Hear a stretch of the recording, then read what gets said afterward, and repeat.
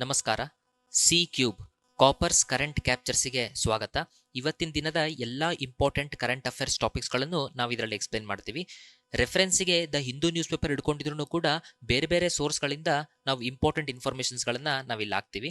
ನಿಮಗೆ ಇಲ್ಲಿ ನಾವು ಯೂಸ್ ಮಾಡಿರುವಂತಹ PDF ನಿಮಗೆ ಬೇಕಾದಲ್ಲಿ ನೀವು ಕಾಪರೇಜ್ ಆ್ಯಪನ್ನು ಡೌನ್ಲೋಡ್ ಮಾಡ್ಕೊಳ್ಳಿ. ಕಾಪರೇಜ್ ಆ್ಯಪಲ್ಲಿ ಸ್ಟಡಿ ಮೆಟೀರಿಯಲ್ಸ್ ಅಂತ ನಿಮಗೆ ಅವೈಲೇಬಲ್ ಇದೆ. ಈ ಸ್ಟಡಿ ಮೆಟೀರಿಯಲ್ಸ್ ಅಲ್ಲಿ ಕಾಪರ್ ಕಟ್ಟಿಂಗ್ಸ್ ಅಂತ ಇದೆ. ಈ ಕಾಪರ್ ಕಟ್ಟಿಂಗ್ಸ್ ಅಲ್ಲಿ ನಿಮಗೆಲ್ಲ PDF ಸಿಗುತ್ತೆ. ಈ news paper April 2022 Wednesday news paper. ಈಗ ಜನರಲ್ ಆಗಿ ನಾನು ಈ ನ್ಯೂಸ್ ಪೇಪರ್ ಅನಾಲಿಸಿಸ್ ನಾನು ಮಾಡಬೇಕಾದ್ರೆ ಸ್ಟಾರ್ಟಿಂಗ್ ನ್ಯೂಸ್ ಪೇಪರ್ ಇಂದು ಓವರ್ ವ್ಯೂ ಕೊಡ್ತೀನಿ. ಅದಾದ್ಮೇಲೆ ಯಾವ್ದಾದ್ರು ಇಂಪಾರ್ಟೆಂಟ್ ಆರ್ಟಿಕಲ್ಸ್ ಆ ದಿನದಿತ್ತು ಅಂದ್ರೆ ಅದ್ರ ಮೇಲೆ ಡೀಟೇಲ್ಡ್ ಅನಾಲಿಸಿಸ್ ನಾನು ಮಾಡ್ತೀನಿ. ಆಕ್ಚುಲಿ ಇವತ್ತಿನ ನ್ಯೂಸ್ ಪೇಪರ್ ಏನಿದೆಯಲ್ಲ, ಇದ್ರಲ್ಲಿ ಏನು ಡೀಟೇಲ್ಡ್ ಅನಾಲಿಸಿಸ್ ಮಾಡುವಂತ ಅಂತ ಇಂಪಾರ್ಟೆಂಟ್ ಟಾಪಿಕ್ಸ್ ಯಾವುದೂ ಇಲ್ಲ. ಯಾಕಂದ್ರೆ ಮ್ಯಾಕ್ಸಿಮಮ್ ಪೊಲಿಟಿಕಲ್ ನ್ಯೂಸ್ ಇದೆ, ಎಡಿಟೋರಿಯಲ್ ಅದೇ ತರ ವಿಚಾರಗಳಿದೆ. ಇಲ್ಲ ಅಂತಂದ್ರೆ ಕೆಲವು ನಾವು ಪ್ರೀವಿಯಸ್ ಅನಲೈಸ್ ಮಾಡಿರೋಂಥದ್ದನ್ನೇ ಅವರು ಮತ್ತೆ ತಿರ್ಚಿ ಕೊಟ್ಟಿದ್ದಾರೆ, ಏನೋ ಒಂದ್ ಸ್ಟೆಪ್ ಆಗಿರೋದಕ್ಕೆ. ಹಾಗಾಗಿ ಇವತ್ತಿನ ನ್ಯೂಸ್ ಪೇಪರ್ ಅಲ್ಲಿ ಅಂತ ಏನ್ ಇಂಪಾರ್ಟೆಂಟ್ ಇಲ್ಲ. ಎಲ್ಲದನ್ನು ನ್ಯೂಸ್ ಪೇಪರ್ ಓವರ್ ವ್ಯೂ ಅಲ್ಲೇ ನಮಗೆ ಇಲ್ಲಿ ಮುಗಿದೋಗುತ್ತೆ. ಅದರಲ್ಲೇ ನಾನು ಎಕ್ಸ್ಪ್ಲೇನ್ ಮಾಡ್ತಾ ಬರ್ತೀನಿ. ಡೀಟೇಲ್ ಅನಾಲಿಸಿಸ್ ಮಾಡುವಂತ ಅವಶ್ಯಕತೆ ಇವತ್ತಿನ ನ್ಯೂಸ್ ಪೇಪರ್ ಅಲ್ಲಿ ಯಾವುದೇ ಅನಾಲಿಸಿಸ್ ವರ್ತ್ ಆರ್ಟಿಕಲ್ ಇಲ್ಲ ಅಂತ ನಾನು ಹೇಳ್ತಿರೋದು. ಈಗ ಇದರಲ್ಲಿ first one Mahinda for clipping president power ಅಂತ ಇದೆ. ಮಹಿಂದಾ ಅಂತಂದ್ರೆ ಇಲ್ಲಿ ಹೇಳ್ತಿರೋದು ಮಹಿಂದಾ ರಾಜಪಕ್ಷ, ಯಾವುದು ಶ್ರೀಲಂಕಾ. ನಮಗೆ ಆಲ್ರೆಡಿ ಶ್ರೀಲಂಕಾ ಇಶ್ಯೂಸ್ ಗೊತ್ತಿದ್ದೇ ಇದೆ. ಶ್ರೀಲಂಕಾದಲ್ಲಿ ನಡೀತಿರುವಂತ ವಿಚಾರಗಳು ನಾನು ಪ್ರೀವಿಯಸ್ ಆರ್ಟಿಕಲ್ಸ್ ಅಲ್ಲಿ ಎಲ್ಲದನ್ನು ಎಕ್ಸ್ಪ್ಲೇನ್ ಮಾಡಿದ್ದೀನಿ. ಅದರಲ್ಲಿ ಎಲ್ಲಾ ಜನನು ಈಗ ಇಲ್ಲಿ ಶ್ರೀಲಂಕಾದಲ್ಲಿ ಇರುವಂತಹ ಎಕನಾಮಿಕ್ ಕ್ರೈಸಿಸ್ ಏನಾಗಿದೆ ಇದೆಲ್ಲದಕ್ಕೂ ಕಾರಣ ಈ ರಾಜಪಕ್ಷ ಫ್ಯಾಮಿಲಿ ಅಂತಾನೆ ಹೇಳ್ತಿರೋದು.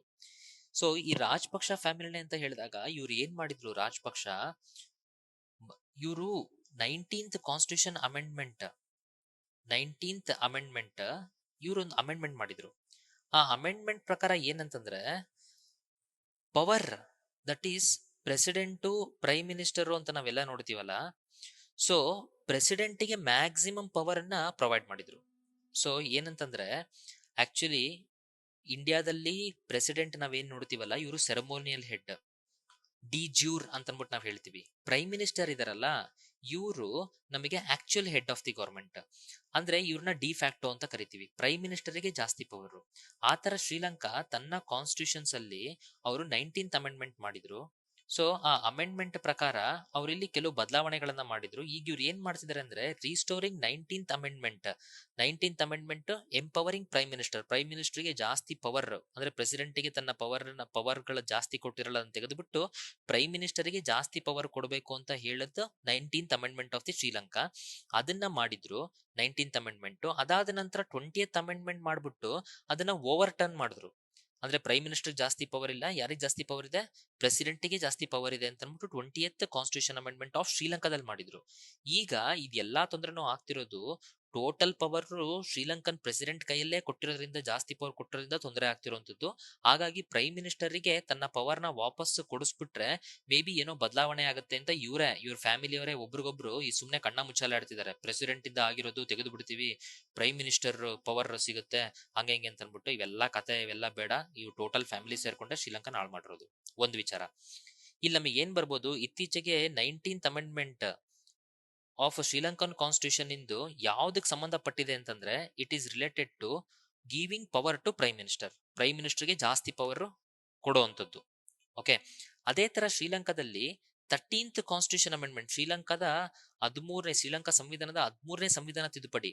ಇದು ಏನಂದ್ರೆ 13th ಕಾನ್ಸ್ಟಿಟ್ಯೂಷನ್ ಅಮೆಂಡ್ಮೆಂಟ್ ಏನು ಶ್ರೀಲಂಕನ್ ಪೀಪಲ್ ಜಾಫ್ನಾದಲ್ಲಿ ಇದಾರಲ್ಲ, ತಮಿಳ್ ಪೀಪಲ್ ಶ್ರೀಲಂಕಾದ ನಾರ್ತ್ ಭಾಗದಲ್ಲಿ ಜಾಫ್ನಾದಲ್ಲಿ ಇದಾರಲ್ಲ, ಈ ತಮಿಳ್ ಪೀಪಲ್ಗೆ ಒಂದು ಅವ್ರಿಗೊಂದು ಆಟೋನಮಿ ಕೊಟ್ಬಿಟ್ಟು ಆ ನಾರ್ಥರನ್ ಶ್ರೀಲಂಕಾನ ಅವ್ರಿಗೆ ಅವರೇ ರೂಲ್ ಮಾಡ್ಕೊಳೋದಕ್ಕೆ ಒಂದು ಆಟೋನಮಿ ಕೊಡೋದಕ್ಕೆ ಇರುವಂತಹ ಒಂದು ಅಮೆಂಡ್ಮೆಂಟ್ ಇದು 13th ಅಮೆಂಡ್ಮೆಂಟ್.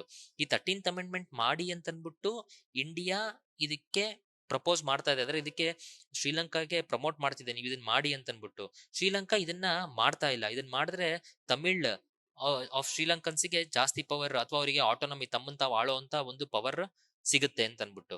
ಹಾಗಾಗಿ ಇದು ಓವರ್ ಆಲ್ ನಾನು ಏನ್ ಹೇಳ್ತಿದ್ದೀನಿ ಅಂದ್ರೆ UPSC ನಲ್ಲಾಗ್ಲಿ ನಮಗೆ ಪೇಪರ್ 3 ಅಲ್ಲಿ ಪೇಪರ್ 2 ಅಲ್ಲಿ ಜನರಲ್ ಸ್ಟಡೀಸ್ ಅಲ್ಲಿ comparing Indian constitution with other constitutions ಅಂತಾನು ಟಾಪಿಕ್ ಇದೆ, ಆಯ್ತಾ. ಸೊ ಹಾಗಾಗಿ ಇವೆಲ್ಲದನ್ನು ಗಮನದಲ್ಲಿ ಇಟ್ಕೊಂಡು ಅಟ್ಲೀಸ್ಟ್ ಶ್ರೀಲಂಕಾದ ಸಂವಿಧಾನದ್ದು 13th amendment and 19th amendment ಇವೆರಡಾದ್ರೂ ಗೊತ್ತಿರ್ಲಿ, ಇವೆರಡು ನ್ಯೂಸ್ ಅಲ್ಲಿ ಇದೆ. ಹಾಗಂತ ನಮಗೆ ಇದರಿಂದ ಪ್ರಶ್ನೆ ಬರುತ್ತೆ ಅಂತಲ್ಲ. ಬಟ್ ಗೊತ್ತಿರ್ಲಿ ನಿಮಗೆ, ಶ್ರೀಲಂಕಾ ಸಂವಿಧಾನದಲ್ಲಿ 13ನೇ ಸಂವಿಧಾನ ತಿದ್ದುಪಡಿ ಇರುವಂತದ್ದು ಶ್ರೀಲಂಕನ ತಮಿಳ್ಸಿಗೆ ಪವರ್ ಕೊಡೋದಕ್ಕೆ. 19th ಕಾನ್ಸ್ಟಿಟ್ಯೂಷನ್ ಅಮೆಂಡ್ಮೆಂಟ್ ಇದ್ದಂಥದ್ದು ಪ್ರೈಮ್ ಮಿನಿಸ್ಟರ್ ಆಫ್ ಶ್ರೀಲಂಕಾಗೆ ಜಾಸ್ತಿ ಪವರ್ ಕೊಡೋದಕ್ಕೆ. ಇಷ್ಟು ಗೊತ್ತಿದ್ರೆ ಸಾಕು. ಇನ್ನು ಅದು ಬಿಟ್ರೆ ಈ ಪರ್ಟಿಕ್ಯುಲರ್ ಡೇಲಿ ನಂಗೆ ಇನ್ಯಾವುದು ನ್ಯೂಸ್ ಇಂಪಾರ್ಟೆಂಟ್ ಅಂತ ಅನಿಸ್ಲಿಲ್ಲ. Same as next sheet. Then ಅದಾದ್ಮೇಲೆ ಇಲ್ಲೂ ಅಷ್ಟೇ once again political news, opportunities, state news, ಇದೆಲ್ಲ ಬೇಡ. ಈಗ ಇದಂತೂ ಮೇನ್ ಎಡಿಟೋರಿಯಲ್ ಶೀಟ್ ಅಲ್ಲಿ once again Tamil Nadu chief minister MK Stalin related ಇದ್ದು ನ್ಯೂಸ್ ಇದೆ, ಪೊಲಿಟಿಕಲ್ ನ್ಯೂಸ್. ಹಾಗಾಗಿ ನಮಗೆ ಎಕ್ಸಾಮ್ ಪಾಯಿಂಟ್ ಆಫ್ ವ್ಯೂ ಇಂದ ಇಂಪಾರ್ಟೆಂಟ್ ಇಲ್ಲ. ದೆನ್ ವಿಕ್ಟಿಮ್ಸ್ ನಾವು ಆಲ್ರೆಡಿ ಇದನ್ನ ನೋಡಿದ್ವಲ್ಲ, ಅಲಹಾಬಾದ್ ಹೈಕೋರ್ಟ್ ಆಶೀಶ್ ಮಿಶ್ರಾ ಇವರು ಏನು ಲಕ್ಕಿಂಪುರ್ ಕೇರಿ ಕೇಸಲ್ಲಿ ಆಗಿದ್ದಕ್ಕೆ ಇವರಿಗೆ ಅಲಹಾಬಾದ್ ಹೈಕೋರ್ಟ್ ಬೇಲ್ ಕೊಟ್ಟಿತ್ತು. ಆ ಬೇಲನ್ನ ತುಂಬಾ ಹರಿಬರಿಯಲ್ಲಿ ಕೊಟ್ಬಿಟ್ರು, ವಿಕ್ಟಿಮಿನ ಒಪಿನಿಯನ್ ಕೇಳಿಲ್ಲ. ಆ ಕಾರಣದಿಂದ ಈ ಬೇಲಿನ ಸ್ಕ್ವಾಶ್ ಮಾಡ್ಬಿಟ್ಟು ಇನ್ನೊಮ್ಮೆ ಬೇಲ್ ಪ್ರೊಸೆಸ್ ನಡೆಸ್ರಿ ಅಂತ ಅನ್ಬಿಟ್ಟು ಸುಪ್ರೀಂ ಕೋರ್ಟ್ ಹೇಳ್ತಲ್ಲ, ಅದೇ ವಿಚಾರನೆ, ಅದ್ರ ಬಗ್ಗೆನೇ ಡೀಟೇಲ್ ಇದೆ. ಬಟ್ ಇದು ನಮಗೆ ಯೂಸ್ ಇಲ್ಲ. ದೆನ್ ಇಲ್ಲೇನಿದೆ, ಎನ್ ಹಾನೆಸ್ಟ್ ರಿಕಾನಿಂಗ್. ಇಲ್ಲಿ world health organisation related India must get experts to independently investigate excess death ಅಂತ ಅನ್ಬಿಟ್ಟಿದೆ. ಇದು ಕೂಡ ನಮಗೆ ಎಕ್ಸಾಮ್ ಪಾಯಿಂಟ್ ಆಫ್ ವ್ಯೂ ಇಂದ ಯಾವುದೂ ಇಂಪಾರ್ಟೆಂಟ್ ಇಲ್ಲ. ಇಲ್ಲಿ ಲೆಸನ್ ಫ್ರಮ್ ಎ ಲೆಟರ್, ಇದು once again it is the Europe's dilemma of choosing USA over Russia. Europe ಯಾಕೆ ರಷ್ಯಾನ ಬಿಟ್ಬಿಟ್ಟು US ನ ಚೂಸ್ ಮಾಡೋದಕ್ಕೆ ಅವ್ರಿಗೆ ಡೈಲಮಾ ಇದೆ, ಗೊಂದಲ ಇದೆ, ಯಾಕೆ ಅಂತ ಅನ್ಬಿಟ್ಟು ಅದು ಒಂದು ಪ್ರೀವಿಯಸ್ ಹಿಸ್ಟೋರಿಕಲ್ ಒಂದು ಲೆಟರ್ ಇಂದ ಹಿಡ್ಕೊಂಡ್ಬಿಟ್ಟು ಇವ್ರು ಅನಾಲಿಸಿಸ್ ಮಾಡಿದ್ದಾರೆ. ನಮಗೆ ಇದ್ರಲ್ಲಿ ಯಾವುದೂ ಅಷ್ಟೊಂದೇನು ಇಂಪಾರ್ಟೆಂಟ್ ಇಲ್ಲ. ಬಟ್ ಒಬ್ರು ವ್ಯಕ್ತಿನ ನಾವಿಲ್ಲಿ ಇವ್ರ ಬಗ್ಗೆ ನಾವು ತಿಳ್ಕೊಬೇಕು. ಯಾರು ಅಂತಂದ್ರೆ CN ನಾಂಬಿಯಾರ್ ಅಂತ ಇದಾರಲ್ಲ, CN ನಾಂಬಿಯಾರ್, ಇವರು ಡಿಪ್ಲೊಮ್ಯಾಟ್. ಇವರು ತುಂಬಾ very close to the Nehru family. ಇವ್ರ ಬಗ್ಗೆ ನಾವು ಜಸ್ಟ್ ಗೊತ್ತಿರಬೇಕು. ಏನಂತಂದ್ರೆ one of the important point, ಈ was the only Indian freedom fighter to have been arrested by Hitler and allied forces. ಆ ಟೈಮಲ್ಲಿ ಸೆಕೆಂಡ್ ವರ್ಲ್ಡ್ ವಾರ್ ಟೈಮಲ್ಲಿ ಅಲೈಡ್ ಫೋರ್ಸಸ್ ಅಂದ್ರೆ ಇವರು ಸುಭಾಷ್ ಚಂದ್ರ ಬೋಸಿಗೂ ಕೂಡ ಸಪೋರ್ಟ್ ಮಾಡ್ಕೊಂಡ್ಬಿಟ್ಟು ಅವ್ರ ಟೀಮಲ್ಲಿ ಇದ್ದಂತವ್ರು. ಹಾಗಾಗಿ ಇದು ಒಂದು ನಿಮಗೆ ಗೊತ್ತಿರ್ಲಿ. CN ನಾಂಬಿಯಾರ್ ಡಿಪ್ಲೊಮ್ಯಾಟ್, ಇವರು ನಾನು ಅಂತ ಅನ್ಬಿಟ್ಟು ಕರಿತಿದ್ರು ಇವ್ರನ್ನ ನೆಹರು ಫ್ಯಾಮಿಲಿ. ಇವ್ರನ್ನ Indian ambassador to Sweden and west ಜರ್ಮನಿಗೆ ಅಪಾಯಿಂಟ್ ಮಾಡಿದ್ರು. ಹಾಗಾಗಿ ಇವ್ರನ್ನ ಹಿಡ್ಕೊಂಡ್ಬಿಟ್ಟು ಈ ಒಂದು ಡೈಲಾಮನ್ ಎಕ್ಸ್ಪ್ರೆಸ್ ಮಾಡ್ತಾರೆ. ಬಟ್ ಇದನ್ನ ಏನಂತ ಎಕ್ಸಾಮ್ ಪಾಯಿಂಟ್ ಆಫ್ ವ್ಯೂ ಇಂದ ಇಂಪಾರ್ಟೆಂಟ್ ಅಂತ ಏನಿಲ್ಲ ಇದು. ದೆನ್ ನೆಕ್ಸ್ಟ್ ಶೀಟ್ ಅಲ್ಲಿ demolition drive violate international law. Once again communal clashes ಬಗ್ಗೆನೇ ಈ ಆರ್ಟಿಕಲ್ ಇರುವಂತದ್ದು. ಆ ಕಮ್ಯುನಲ್ ಕ್ಲಾಶ್ ಏನಾಗಿದೆ ಅಂತ ನಮಗೆ ಆಲ್ರೆಡಿ ಗೊತ್ತಿದೆ. ಮಧ್ಯಪ್ರದೇಶಲ್ಲಿ ಖಾರ್ಗಾಂವ್ ಅಲ್ಲಿ communal clashes, that is Ramnavami ಟೈಮಲ್ಲಿ ಕಮ್ಯುನಲ್ ಕ್ಲಾಶ್ ಆಯ್ತಲ್ಲ. ಸೊ ಕಮ್ಯುನಲ್ ಕ್ಲಾಶ್ ಆಗಿದ್ದಕ್ಕೆ ಆ ಕಮ್ಯುನಲ್ ಕ್ಲಾಶಿಗೆ ಮುಸ್ಲಿಂ ಕಾರಣ ಅಂತ ಅನ್ಬಿಟ್ಟು ಅಲ್ಲಿ ಇರುವಂತಹ ಮುಸ್ಲಿಂ ಮನೆಗಳನ್ನೆಲ್ಲ ಈ ಬುಲ್ಡೋಸರ್ ಅಲ್ಲಿ ಹೊಡಿತಿದ್ದಾರೆ. ಯಾಕೆ ಹೊಡಿತಿದ್ದೀರಾ ನೀವು? ದಟ್ಸ್ ಬಿಕಾಸ್ ರಾಮನವಮಿ ಗಲಾಟೆ ಆಗಿದ್ದಕ್ಕ ಅಂತ ಕೇಳಿದ್ರೆ, ಇಲ್ಲ, ರಾಮನವಮಿ ಗಲಾಟೆ ಆಗಿದ್ದಕ್ಕಲ್ಲ, ಇದು ಅವ್ರು ಇಲ್ಲಿಗಲ್ ಕನ್ಸ್ಟ್ರಕ್ಷನ್ ಮಾಡ್ಕೊಂಡಿದ್ದಾರೆ ಅಂತ. Agreed, illegal construction. ಇಷ್ಟ ದಿನ ಕಣ್ಣಿಗೆ ಕಾಣಿಸ್ಲಿಲ್ವಾ ಇಲ್ಲಿಗಲ್ ಕನ್ಸ್ಟ್ರಕ್ಷನ್ಸ್? ಈಗ ಅದನ್ನ ಇದಕ್ಕೊಂದು ರಿವೆಂಜ್ ಆಗಿ ನೀವು ಅದನ್ನ ಹೊಡಿತಾ ಇದ್ದೀರಾ ಅನ್ನೋದು ಬಹಳಷ್ಟು ಜನ ಎಕ್ಸ್ಪರ್ಟ್ಸ್ ಇನ ಕ್ವಶನ್ ಮಾರ್ಕ್. ಸೊ ಹಾಗಾಗಿ ಒನ್ಸ್ ಅಗೇನ್ ಕಮ್ಯುನಲ್ ಕ್ಲಾಶಸ್ ಇಂದ ವಿಚಾರವಾಗಿದೆ. ಹಾಗೆ ನಮಗೆ ಅದಷ್ಟು ಇಂಪಾರ್ಟೆಂಟ್ ಇಲ್ಲ. ದೆನ್ ಟೆಕ್ಸ್ಟ್ ಅಂಡ್ ಕಂಟೆಕ್ಸ್ಟ್, ಇದರಲ್ಲಿ ನಮಗೆ ವರ್ತ್ ಡಿಸ್ಕಸಿಂಗ್ ಒಂದು ಇಂಪಾರ್ಟೆಂಟ್ ಟಾಪಿಕ್ ಇದೆ. ವರ್ತ್ ಡಿಸ್ಕಸಿಂಗ್ ಇಂಪಾರ್ಟೆಂಟ್ ಟಾಪಿಕ್ ಏನಂದ್ರೆ, ಈ ಟಾಪಿಕ್ ಅರ್ಥ ಮಾಡ್ಕೊಳೋಕಿನ ಮುಂಚೆ ನಾನು ನಿಮಗೆ ಫಸ್ಟ್ ಒಂದು ಬ್ಯಾಕ್ ಗ್ರೌಂಡ್ ಹೇಳ್ಬಿಡ್ತೀನಿ. ಬ್ಯಾಕ್ ಗ್ರೌಂಡ್ ಏನಂದ್ರೆ, ಟ್ವಿಟರ್, ಆಬ್ವಿಯಸ್ಲಿ ಟ್ವಿಟರ್ ಅಲ್ಲಿ ಎಲಾನ್ ಮಸ್ಕ್ ಇಂದ ಗಲಾಟೆ ನಡೀತಿರೋದು ನಮಗೆ ಗೊತ್ತಿದ್ದೇ ಇದೆ. ಅದಕ್ಕೆ ಎಲಾನ್ ಮಸ್ಕ್, ವರ್ಲ್ಡ್ಸ್ ರಿಚೆಸ್ಟ್ ಪರ್ಸನ್, ಏನ್ ಮಾಡ್ತಿದ್ದಾನೆ, ಟ್ವಿಟರ್ನೇ ಬೈ ಮಾಡ್ಬಿಡೋಣ ಅಂತ ಡಿಸೈಡ್ ಮಾಡ್ಯಾರ. ಟ್ವಿಟರ್ನೇ ಬೈ ಮಾಡ್ಬೇಕಂದ್ರೆ ಟ್ವಿಟರ್ ಅವ್ರು ಆಬ್ವಿಯಸ್ಲಿ ಎದಕ್ಕೆ ಅವ್ರು ಮಾರ್ತಾರೆ? ಎಲಾನ್ ಮಸ್ಕಿಗೆ ಮಾರಲ್ಲ. ಆದ್ರೆ ಟ್ವಿಟರ್ ತನ್ನ ಶೇರ್ಸ್ ವರ್ಲ್ಡ್ ಅಲ್ಲಿ ಎಷ್ಟೊಂದ್ ಜನಕ್ಕೆ ತನ್ನ ಶೇರ್ ಗಳನ್ನ ಕೊಟ್ಟಿದೆ, ಆಯ್ತಾ. ಈ ತರ ಶೇರ್ಸ್ ಕೊಟ್ಟಿರೋದ್ರಿಂದ ಎಲಾನ್ ಮಸ್ಕ್ ಡೈರೆಕ್ಟ್ ಆಗಿ ಟ್ವಿಟರ್ ಅನ್ನ ಬೈ ಮಾಡಕ್ ಆಗ್ಲಿಲ್ಲ ಅಂತಂದ್ರೆ, ಅಕಸ್ಮಾತ್ ಇಲ್ಲಿ ಮ್ಯಾಕ್ಸಿಮಮ್ ಶೇರ್ಸ್ ಗಳನ್ನ ಬೇರೆಯವರಿಂದ ಬೈ ಮಾಡ್ಬಿಟ್ರು ಕಂಟ್ರೋಲ್ ಯಾರ ಕೈಯಲ್ಲಿ ಹೋಗುತ್ತೆ? ಎಲಾನ್ ಮಸ್ಕ್ ಕೈಯಲ್ಲಿ ಹೋಗುತ್ತೆ. ಸೊ ಹಾಗಾಗಿ ಈ ತರ ಏನ್ ಮಾಡ್ತಿದ್ದಾರೆ, ಹಾಸ್ಟೈಲ್ ಟೇಕ್ ಓವರ್ ಅಂತ ಅಂತಾರೆ. ಅಂದ್ರೆ ಈ ಕಂಪ್ನಿನ ಎಲಾನ್ ಮಸ್ಕ್ ಟೇಕ್ ಓವರ್ ಮಾಡ್ತಿದ್ದಾನೆ. ಹೆಂಗೆ? ಹಾಸ್ಟೈಲ್, ಹೊರಗಡೆಯಿಂದ ಅವ್ರಿಗೆ ಒಪ್ಪಿಗೆ ಇಲ್ಲ. ಇದು ಹೊರಗಡೆಯಿಂದ ಅವ್ರು ಬಿಟ್ಟಿರೋ ಶೇರ್ಸ್ ಗಳನ್ನ, ಹೊರಗಡೆಯಿಂದ ಈ ಶೇರ್ ಗಳನ್ನೆಲ್ಲ ಎಲಾನ್ ಮಸ್ಕ್ ಕೊಂಡ್ಕೊಂಡ್ಬಿಟ್ಟ ಅಂತಂದ್ರೆ, ಆಬ್ವಿಯಸ್ಲಿ ಟ್ವಿಟರ್ ಇನ್ ಹೈಯೆಸ್ಟ್ ಶೇರ್ಸ್ ಯಾರ ಹತ್ರ ಇದೆ? ಎಲಾನ್ ಮಸ್ಕ್ ಹತ್ರ ಇದೆ. ಹಾಗಾಗಿ ಡಿಸಿಷನ್ಸ್ ಯಾರು ಮಾಡಬಹುದು? ಡಿಸಿಷನ್ಸ್ ಬೋರ್ಡ್ ಆಫ್ ಡೈರೆಕ್ಟರ್ಸ್ ಅಲ್ಲಿ ಎಲಾನ್ ಮಸ್ಕ್ ಕೂಡ ಕೂರ್ಬೋದು. ಈ ತರ ವರ್ಲ್ಡ್ ಅಲ್ಲಿ ಹಾಸ್ಟೈಲ್ ಟೇಕ್ ಓವರ್ ಗಳು ಏನ್ ನಡೆಯುತ್ತಲ್ಲ, ಆತರ ಟೇಕ್ ಓವರ್ ನಡಿಬೇಕಾದ್ರೆ ಅದಕ್ಕೆ ಉಲ್ಟಾ ಬಾಣವಾಗಿ ಯಾವ್ದಾದ್ರು ಮೆಕಾನಿಸಮ್ಸ್ ಇದಾವ ಅಂತ ಅಂದಾಗ ಇಲ್ಲಿ ಕೆಲವು ಮೆಕಾನಿಸಮ್ಸ್ ಗಳಿದಾವೆ. ಅದನ್ನ ಇವಾಗ ಟ್ವಿಟರ್ ಬಳಸಿದೆ. ಅದೇ ತರ ಇನ್ನ ಬೇರೆ ಬೇರೆ ಯಾವ್ಯಾವ ಮೆಕಾನಿಸಮ್ಸ್ ಇದೆ ಈ ತರ ಹಾಸ್ಟೈಲ್ ಟೇಕ್ ಓವರ್ಸ್ ಗೆ ಅಗೇನೆಸ್ಟ್ ಅಂತಂದಾಗ ಅದ್ರ ಬಗ್ಗೆ ಇದೊಂದು ಕೊಟ್ಟಿದ್ದಾರೆ. ಸುಮ್ನೆ ಈ ಒಂದು ವರ್ಡ್ಸ್ ಗಳು ನಿಮಗೆ ಎದುರು ಸಂಬಂಧಪಟ್ಟಿದ್ದು ಅಂತ ಗೊತ್ತಿರಬೇಕು. ಹಾಗಾಗಿ ಇಲ್ಲಿ ನೋಡಿ, ಯಾವಾಗ ಎಲಾನ್ ಮಸ್ಕ್ ಟ್ವಿಟರ್ ನ ಹಾಸ್ಟೈಲ್ ಟೇಕ್ ಓವರ್ ಮಾಡೋದಕ್ಕೆ ಟ್ರೈ ಮಾಡಿದ್ನೋ ಆಗ ಟ್ವಿಟರ್ ಪಾಯ್ಸನ್ ಪಿಲ್ ಅಂತ ಮಾಡ್ಬಿಡ್ತು. ಪಾಯ್ಸನ್ ಪಿಲ್ ಅಂತಂದ್ರೆ ಈಗ ಈಗ ನೋಡಿ, ಇದು ಒಂದು ಒಂದು ಒಂದಿಷ್ಟು ಜನ ಇದಾರೆ ಅಂತ ತಿಳ್ಕೊಳ್ರಿ. ಒಂದಿಷ್ಟು ಜನ ಇವರೆಲ್ಲ ಶೇರ್ಸ್ ಹೋಲ್ಡರ್ಸ್ ಆಫ್ ಟ್ವಿಟರ್. ಈಗೇನ್ ಮಾಡುತ್ತೆ, ಎಲಾನ್ ಮಸ್ಕ್ ಇವ್ರು ಯಾರೋ ಒಂದಿಷ್ಟು ಜನ ಒಪ್ಪಿಸ್ಬಿಟ್ಟು ಆತ ಶೇರ್ಸ್ ನ ಕೊಂಡ್ಕೊಬೇಕು ಅಂತ ಡಿಸೈಡ್ ಮಾಡಿದಾನೆ. ಇಷ್ಟನ್ನ ಕೊಂಡ್ಕೊಂಡ್ರೆ ಅನ್ಕೊಳ್ಳಿ ಎಲಾನ್ ಮಸ್ಕಿಗೆ 51% ಆಫ್ ದಿ ಶೇರ್ಸ್ ಬರುತ್ತೆ ಅಂತ ತಿಳ್ಕೊಳ್ರಿ. ಇಂಥ ಸಿಚುಯೇಷನ್ ಅಲ್ಲಿ ಈ ಟ್ವಿಟರ್ ಏನ್ ಮಾಡ್ತಿದೆ, ಈ ಶೇರ್ ಹೋಲ್ಡರ್ಸ್ ಇದಾರಲ್ಲ ಇವ್ರೆಲ್ಲಾರ್ಗು ಕೂಡ ನೀವು ಇನ್ನ ಎಕ್ಸ್ಟ್ರಾ ಶೇರ್ಸ್ ಬಿಡ್ತೀನಿ, ಆ ಶೇರ್ಸ್ ನ ಕೊಂಡ್ಕೊಂಡ್ಬಿಡಿ ನೀವು ಅಂತ ಅಂದ್ಬಿಟ್ಟು ಹೇಳ್ತಿದ್ದಾರೆ. ಎಲ್ಲಾರ್ಗು ಎಕ್ಸ್ಟ್ರಾ ಶೇರ್ಸ್ ಕೊಡ್ತೀನಿ ಕೊಂಡ್ಕೊಳ್ಳಿ ಅಂತ. ಎಕ್ಸ್ಟ್ರಾ ಶೇರ್ಸ್ ನ ಬೇರೆಯವರೆಲ್ಲ ಕೊಂಡ್ಕೊಂಡ್ರೆ ಆಬ್ವಿಯಸ್ಲಿ ಇವ್ರು 3 ಜನ 4 ಜನ ಏನಿದಾರಲ್ಲ ಇವ್ರದ್ದು ಶೇರ್ ಇಂದ ಪರ್ಸೆಂಟೇಜ್ ಆಟೋಮೆಟಿಕ್ ಕಮ್ಮಿ ಆಗುತ್ತೆ. ಶೇರ್ ಪರ್ಸೆಂಟೇಜ್ ಆಟೋಮೆಟಿಕ್ ಕಮ್ಮಿ ಆಯ್ತು ಅಂತಂದ್ರೆ ಇದಿಷ್ಟನ್ನು ಬೈ ಮಾಡಿದ್ರು ಎಲಾನ್ ಮಸ್ಕ್ಗೆ 51% ಸಿಗಲ್ಲ, ಒಂದ್ 30% ಏನೋ ಸಿಗ್ಬೋದು. ಸೊ ಈ ತರ 30% ಸಿಕ್ಕರೆ ಎಲಾನ್ ಮಸ್ಕ್ ಕೂಡ ಶೇರ್ ಹೋಲ್ಡರ್ ಆಗಿರ್ತಾನೆ ಹೊರತು ಅಬೌವ್ 51 ಬಂದ್ರೆ ಅವನು ಡಿಸಿಷನ್ ಮಾಡೋದಕ್ಕೆ ಏನಾದ್ರು ಆಗುವಂತದ್ದು. ಹಾಗಾಗಿ ಇದನ್ನ ನಾವೇನಂತ ಕರಿತೀವಿ, ಪಾಯ್ಸನ್ ಪಿಲ್ ಅಂತ ಕರಿತೀವಿ. ಸೊ ಅಂದ್ರೆ ನೋಡಿ, mechanism use to dilute shares of a company so that activist investor ಅಂದ್ರೆ ಇಲ್ಲಿ Elon Musk looking for hostile takeover ತಗೊಬೇಕಂತಿದ್ದಾನಲ್ಲ will incur a maximum expenditure. ಆಮೇಲೆ ಈ ಪ್ರೊಸೆಸ್ ತುಂಬಾ ಕಷ್ಟ ಆಗುತ್ತೆ. ಹಾಗಾಗಿ Twitter put forth shareholder right plan that would be triggered ಏನು if an entity acquires a stake of 15% or more. ಯಾರೇ ಒಬ್ರು ಟ್ವಿಟರ್ ಅಲ್ಲಿ 15% ಅಥವಾ ಅದಕ್ಕಿಂತ ಜಾಸ್ತಿ ಶೇರ್ಸ್ ನ ಹೊರಗಡೆಯಿಂದ ಕೊಂಡ್ಕೊಳೋದಕ್ಕೆ ಏನಾದ್ರು ಪ್ಲಾನ್ ಮಾಡ್ಬಿಟ್ರು ಅಂತಂದ್ರೆ ಅವಾಗ ಟ್ವಿಟರ್ ಒಂದು ಆಟೋಮೆಟಿಕ್ ಪ್ಲಾನ್ ಮಾಡಿದೆ. ಏನಂತಂದ್ರೆ ಎಕ್ಸಿಸ್ಟಿಂಗ್ ಸ್ಟೇಕ್ ಹೋಲ್ಡರ್ಸ್ ಏನಿದಾರಲ್ಲ, ಶೇರ್ ಹೋಲ್ಡರ್ಸ್ ಇದಾರಲ್ಲ ಅವರಿಗೆ ಅಡಿಷನಲ್ ಶೇರ್ ನ ಪರ್ಚೇಸ್ ಮಾಡೋದಕ್ಕೆ, ಅದು ವಿತ್ ಡಿಸ್ಕೌಂಟೆಡ್ ಪ್ರೈಸ್ ಅಲ್ಲಿ ಪರ್ಚೇಸ್ ಮಾಡೋದಕ್ಕೆ ಈ ಒಂದು ಮೆಕಾನಿಸಮ್ ಆಗ್ಬಿಟ್ಟಿದ್ದಾರೆ. ಹಾಗಾಗಿ ಅವರೆಲ್ಲರಿಗೂ ಎಕ್ಸಸ್ ಶೇರ್ ಗಳನ್ನ ಇವ್ರು ಕೊಂಡ್ಕೊಂಡ್ಬಿಡ್ತಾರೆ. ಕೊಂಡ್ಕೊಂಡಾಗ ಬೇರೆ ಉಳಿದಿರೋ ಯಾರು ಇರ್ತಾರಲ್ಲ ಅವ್ರ ಶೇರ್ ಬೆಲೆ ಆಟೋಮೆಟಿಕ್ ಕಮ್ಮಿ ಆಗುತ್ತೆ. ಅವ್ರ ಶೇರ್ ಬೆಲೆ ಆಟೋಮೆಟಿಕ್ ಕಮ್ಮಿ ಆಯ್ತು ಅಂದ್ರೆ ಎಲಾನ್ ಮಸ್ಕ್ ಫಸ್ಟ್ ಏನ್ 3 ಜನ ಕೊಂಡ್ಕೊಬೇಕು ಅಂತಿದ್ನಲ್ಲ, ಈ 3 ಜನದ್ದು ಇನ್ನೊಂದು 6-7 ಜನ ಆಗುತ್ತೆ. ಹಂಗಾಗಿ ಇವ್ರನ್ನೆಲ್ಲ ಕೊಂಡ್ಕೊಳಕ್ಕೆ ಮಾಡೋದಕ್ಕೆ ಮತ್ತೆ ಎಕ್ಸ್ಟ್ರಾ ದುಡ್ಡು ಖರ್ಚು, ಎಕ್ಸ್ಟ್ರಾ ಟೈಮ್ ಖರ್ಚು, ಮತ್ತೆ ನೆಗೋಸಿಯೇಷನ್ಸ್. ಹಾಗಾಗಿ ಪ್ರೊಸೆಸ್ ಡಿಲೇ ಆಗುತ್ತೆ. Okay, yes. ದೆನ್ ಇದು ಬಿಟ್ಟು ಇನ್ನ ಬೇರೆ ಯಾವ್ದಾರ ಮೆಕಾನಿಸಮ್ಸ್ ಇದಾವ ಈ ತರ? ಗ್ರೀನ್ ಮೇಲ್ ಡಿಫೆನ್ಸ್ ಅಂತಿದೆ. ಗ್ರೀನ್ ಮೇಲ್ ಡಿಫೆನ್ಸ್ ಅಂತಂದ್ರೆ ಈ ಕಂಪನಿ ಏನ್ ಮಾಡುತ್ತೆ, ತನ್ನ ಶೇರ್ಗಳು ಈಗ ಟ್ವಿಟರ್ ಬೇರೆ ಬೇರೆಯವರಿಗೆಲ್ಲ ತನ್ನ ಶೇರ್ ಗಳನ್ನ ಮಾರಿದ್ಯಲ್ಲ, ಇವಾಗೆಲ್ಲ ಶೇರ್ ಮಾರಿದೆ. ಎಲಾನ್ ಮಸ್ಕ್ ಇವ್ರನ್ನ ಕೊಂಡ್ಕೊಬೇಕು, ಈ ಶೇರ್ ಗಳನ್ನ ಕೊಂಡ್ಕೊಬೇಕು ಅಂತಿದ್ರಲ್ಲ, ಅದ್ರ ಬದಲು ಟ್ವಿಟರ್ ಈ ಶೇರ್ ಗಳನ್ನ ವಾಪಸ್ ತಾನೇ ಕೊಂಡ್ಕೊಂಡ್ಬಿಡುತ್ತೆ. ಈ ಶೇರ್ ಗಳನ್ನ ವಾಪಸ್ ತಾನೇ ಕೊಂಡ್ಕೊಂಡ್ಬಿಡ್ತು ಅಂತಂದ್ರೆ ಎಲಾನ್ ಮಸ್ಕ್ ಇಲ್ಲಿ ಯಾರು ಕೊಂಡ್ಕೊಂಡ್ರು ಕೂಡ ಅವರಿಗೆ ಡಿಸಿಸಿವ್ ಪೊಸಿಷನ್, ಈ ಕಂಪ್ನಿನ ರೂಲ್ ಮಾಡೋ ತರ ಡಿಸಿಸಿವ್ ಪೊಸಿಷನ್ ಸಿಗೋದಿಲ್ಲ. ಅದನ್ನ ನಾವೇನಂತ ಕರಿತೀವಿ, ಗ್ರೀನ್ ಮೇಲ್ ಡಿಫೆನ್ಸ್ ಅಂತ ಅಂದ್ಬಿಟ್ಟು ಕರಿತೀವಿ. ದೆನ್ ಅದಾದ್ಮೇಲೆ crown jewel defence. Crown jewel defence ಅಂದ್ರೆ ಇದೇನು ಒಂದು ಕಂಪನಿ ಇದೆ, ಆ ಕಂಪನಿ ಇದು ಅದಕ್ಕೆ ಬರ್ತಿರೋಂತ ಲಾಭನೇ ಒಂದು ಯಾವ್ದೋ ಒಂದು ಪರ್ಟಿಕ್ಯುಲರ್ ಒಂದು ಒಂದು ಸೆಕ್ಟರ್ ಇಂದನೋ ಅಥವಾ ಯಾವ್ದೋ ಒಂದು ಪರ್ಟಿಕ್ಯುಲರ್ ಪ್ರಾಡಕ್ಟ್ ಇಂದನೋ ಬರ್ತಿರುತ್ತೆ. ಇದನ್ನೇ ಈ ಪ್ರಾಡಕ್ಟ್ ಏನಿದೆಯಲ್ಲ ಇದನ್ನೇ ಮಾರ್ಬಿಡೋದು ಬೇರೆಯವರಿಗೆ. ಹಾಗಾಗಿ ಇದನ್ನೇ ನಾವು ಮಾರೋದು ಅಥವಾ ಇದನ್ನೇ ಕಂಟ್ರೋಲ್ ನಾವು ಬೇರೆಯವರಿಗೂ ಕೊಡೋದು ಮಾಡ್ಬಿಟ್ರೆ, ಅಥವಾ ಇದ್ರದೇ ಒಂದು ಸಪರೇಟ್ ಎಂಟಿಟಿ ಮಾಡ್ಬಿಟ್ಟು ಬೇರೆಯವ್ರಿಗೆ ಕೊಟ್ಬಿಟ್ರೆ, ಎಲಾನ್ ಮಸ್ಕ್ ಇದನ್ನೆಲ್ಲ ಕೊಂಡ್ಕೊಂಡ್ರು ಕೂಡ ಅವನಿಗೆ ಕಂಟ್ರೋಲ್ ಸಿಗಲ್ಲ. ಉದಾಹರಣೆಗೆ ಟ್ವೀಟ್ ಪಬ್ಲಿಷ್ ಮಾಡುವಂತದಕ್ಕೆ ಒಂದು ಸಪರೇಟ್ ಎಂಟಿಟಿ ಕ್ರಿಯೇಟ್ ಮಾಡ್ಬಿಟ್ಟು ಆ ಎಂಟಿಟಿನ ಇನ್ನೊಬ್ರು ಯಾರಿಗಾರ ನಾವು ಕೊಟ್ಬಿಟ್ರೆ, ಎಲಾನ್ ಮಸ್ಕ್ ಈ ಒಂದು ಟ್ವಿಟರ್ ನ ಕೊಂಡ್ಕೊಂಡ್ರೆ ಅವನಿಗೆ ಏನು ಉಪಯೋಗ ಇರಲ್ಲ. ಅದನ್ನ ನಾವಂತೀವಿ ಕ್ರೌನ್ ಜ್ಯುವೆಲ್ ಡಿಫೆನ್ಸ್ ಅಂತ ಅಂದ್ಬಿಟ್ಟು ಹೇಳ್ತೀವಿ. ದೆನ್ ಅದು ಬಿಟ್ಬಿಟ್ಟು ನಮಗೆ ದ ಪ್ಯಾಕ್ ಮ್ಯಾನ್ ಡಿಫೆನ್ಸ್ ಅಂತಿದೆ. ಪ್ಯಾಕ್ ಮ್ಯಾನ್ ಡಿಫೆನ್ಸ್ ಅಂದ್ರೆ ಆಗಿನ ಕಾಲದಲ್ಲಿ ಪ್ಯಾಕ್ ಮ್ಯಾನ್ ಗೇಮ್ ನೋಡ್ತಿದ್ವಲ್ಲ ನಾವು. ಸೊ ಆ ತರ ಇದೇನಂದ್ರೆ ಎಲಾನ್ ಮಸ್ಕ್ ಟ್ವಿಟರ್ ನ ಕೊಂಡ್ಕೊಳೋದಕ್ಕೆ ಟ್ರೈ ಮಾಡೋಷ್ಟೊತ್ತಿಗೆ ಟ್ವಿಟರ್ ಎಲಾನ್ ಮಸ್ಕ್ ಇಂದ ಟೆಸ್ಲಾ ಕಂಪ್ನಿ ಕೊಂಡ್ಕೊಂಡ್ಬಿಡೋದು. ಅಂದ್ರೆ ಇವರೇ ಉಲ್ಟಾ ಹೊಡೆದ್ಬಿಡೋದು. ಓಕೆ, ಸೊ ಅವಾಗ ಏನಾಗುತ್ತೆ, ಆಬ್ವಿಯಸ್ಲಿ ನಿಮಗೆ ಗೊತ್ತಿದೆ ಏನಂತ ಅನ್ಬಿಟ್ಟು. ಇದನ್ನ ನಾವೇನಂತ ಕರಿತೀವಿ, ಪ್ಯಾಕ್ ಮ್ಯಾನ್ ಡಿಫೆನ್ಸ್ ಅಂತ ಕರಿತೀವಿ. ಅದು ಬಿಟ್ರೆ ವೈಟ್ ನೈಟ್ ಡಿಫೆನ್ಸ್ ಅಂತಿದೆ.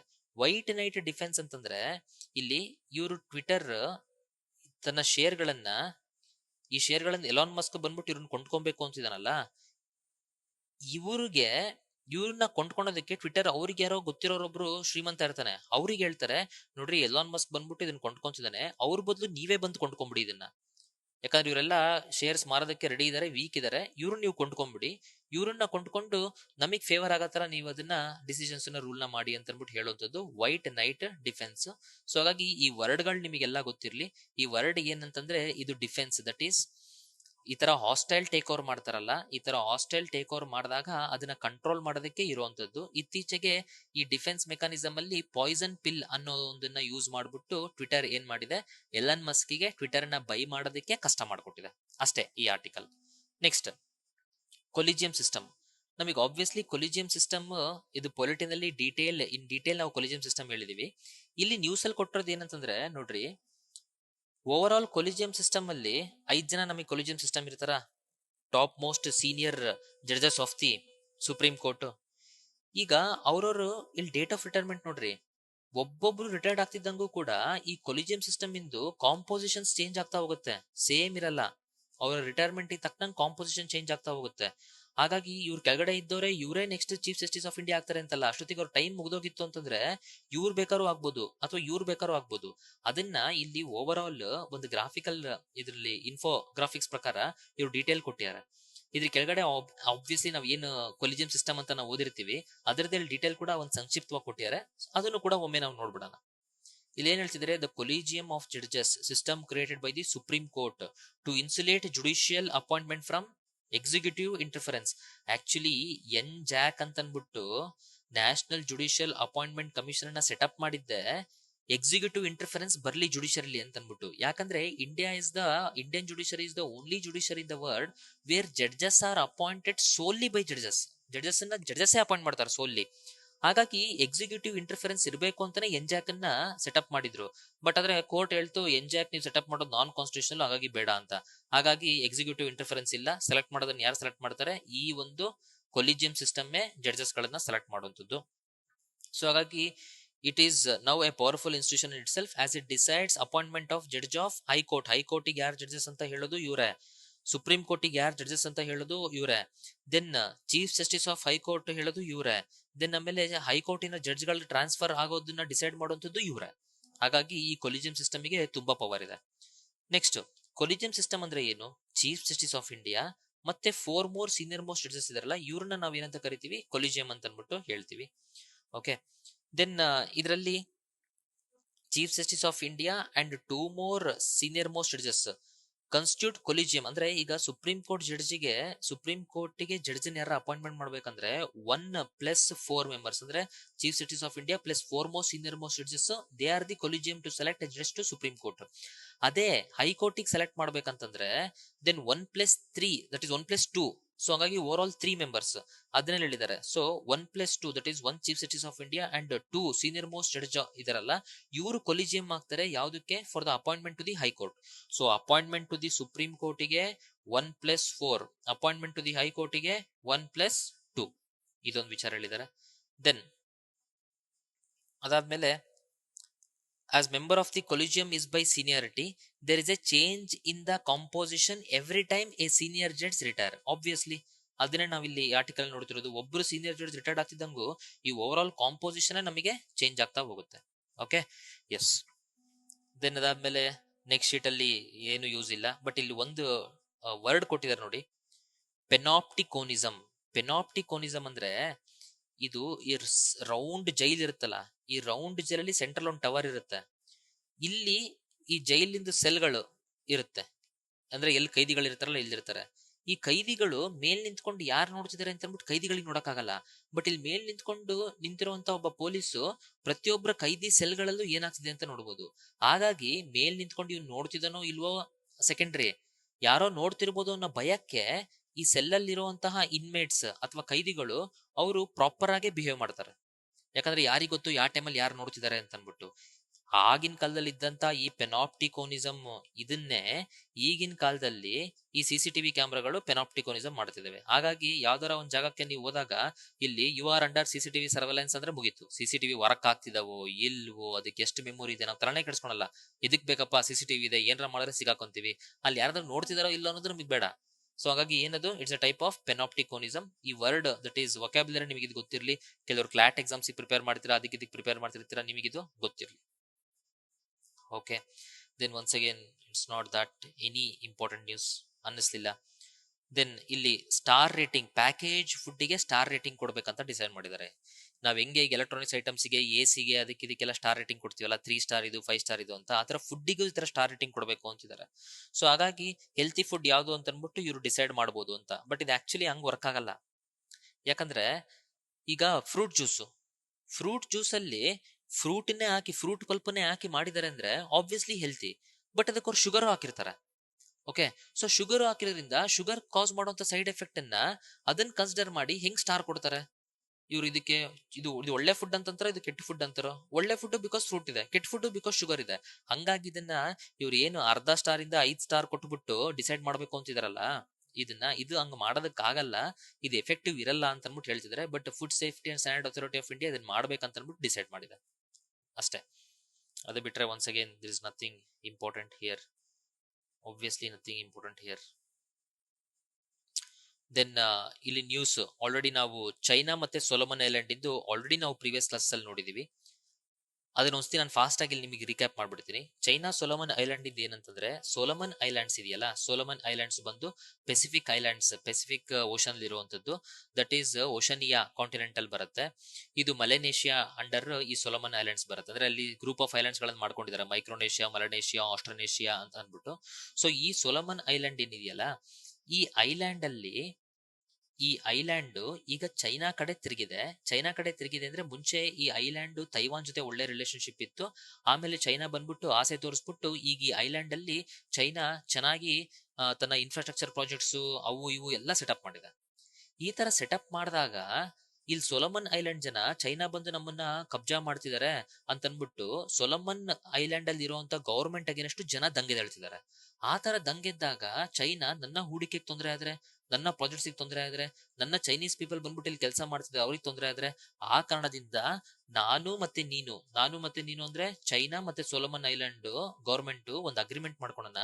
ಆ ಅಗ್ರಿಮೆಂಟ್ ಪ್ರಕಾರ ಏನಂತಂದ್ರೆ, ಎಲ್ಲೇ ನಿನ್ನ ಜನದಿಂದ ಅಲ್ಲಿ ಚೈನಾ ಪ್ರಾಜೆಕ್ಟ್ ಗೆ ಇದಕ್ಕೆ ತೊಂದರೆ ಆಯ್ತು ಅಂದ್ರೆ ನಿನ್ ಕೈಲಿ ಅದನ್ನ ಆಬ್ವಿಯಸ್ಲಿ ಡಿಫೆಂಡ್ ಮಾಡಕ್ಕಾಗಲ್ಲ, ನಿನ್ ಗೌರ್ಮೆಂಟ್ ಕೈಲಿ ಡಿಫೆಂಡ್ ಮಾಡಕ್ಕಾಗಲ್ಲ. ನಾನ್ ಚೈನಾದಿಂದ ನನ್ನ ಆರ್ಮಿನ, ನನ್ನ ಪೊಲೀಸನ್ನ ಕಳಿಸ್ಬಿಟ್ಟು ನಾನು ಡಿಫೆಂಡ್ ಮಾಡ್ಕೊಂತೀನಿ ಅಂತ. ಹಾಗಾಗಿ ಹೆಚ್ಚು ಕಮ್ಮಿ ಇವ್ರು ಸೊಲೊಮನ್ ಐಲ್ಯಾಂಡ್ ಅನ್ನು ಮಾರ್ಕೊಂಡಂಗೆ ಲೆಕ್ಕ ಇದು. ಓಕೆ, ಸೊ ಈ ಒಂದು ಅಗ್ರಿಮೆಂಟ್ ಅನ್ನ ವಿಚಾರವಾಗಿ ನಮಗೆ already Hindu news paper article ಬಂದಿತ್ತು.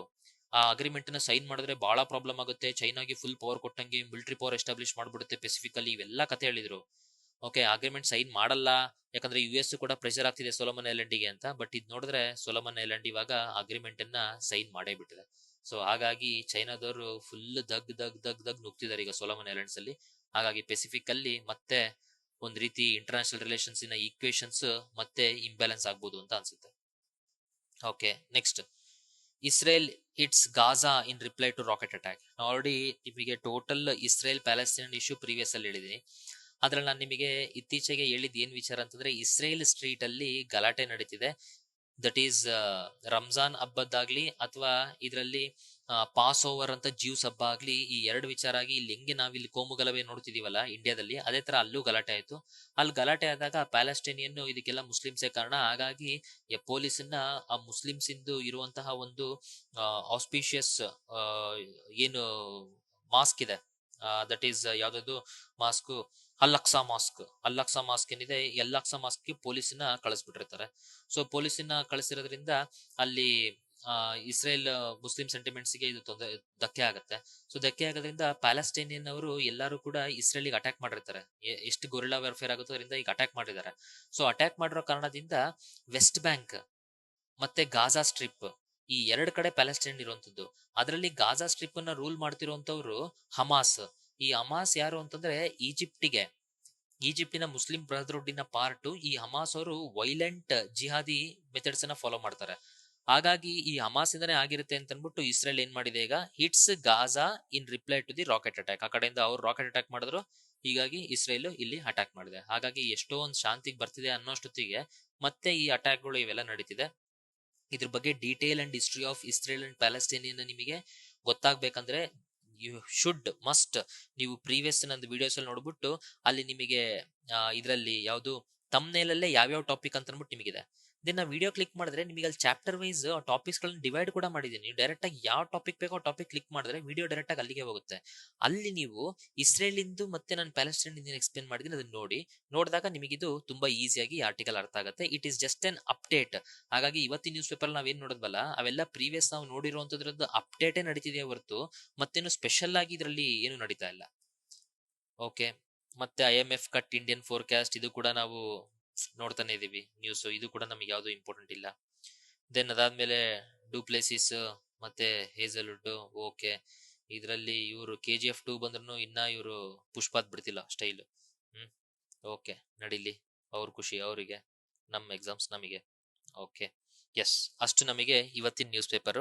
ಹಾಗಾಗಿ ಇವತ್ತಿನ ನ್ಯೂಸ್ ಪೇಪರ್ ಅಲ್ಲಿ ಯಾವುದೇ ಪರ್ಟಿಕ್ಯುಲರ್ ಆರ್ಟಿಕಲ್ ಇಂದು ನಾನು ಡೀಟೇಲ್ಡ್ ಅನಾಲಿಸಿಸ್ ಮಾಡುವಂತ ಅವಶ್ಯಕತೆ ಇಲ್ಲ. ಯಾಕಂದ್ರೆ ಎಲ್ಲಾದು ಐದರ್ ಪೊಲಿಟಿಕಲ್ ನ್ಯೂಸ್ ಇದೆ ಆರ್ ಇದನ್ನ ನಮಗೆ ಪ್ರೀವಿಯಸ್ ನಾನು ಆಲ್ರೆಡಿ ಎಕ್ಸ್ಪ್ಲೇನ್ ಮಾಡಿರೋದು ಅಪ್ಡೇಟ್ ಇದೆ. ಹಾಗಾಗಿ ಇವತ್ತಿನ ವಿಡಿಯೋದಲ್ಲಿ ಯಾವುದೇ ಡೀಟೇಲ್ ಅನಾಲಿಸಿಸ್ ಮಾಡಲ್ಲ. ನ್ಯೂಸ್ ಪೇಪರ್ ಓವರ್ ವ್ಯೂ ಏನ್ ನಾನು ಮಾಡ್ತೀನಿ ಅದನ್ನೇ ಇವತ್ತು ನಾನು ಎಲಾಬ್ರೇಟ್ ಆಗಿ ಮಾಡಿದ್ದೀನಿ. ಹಾಗಾಗಿ ಇವತ್ತಿಂದು ನ್ಯೂಸು ಇಷ್ಟು.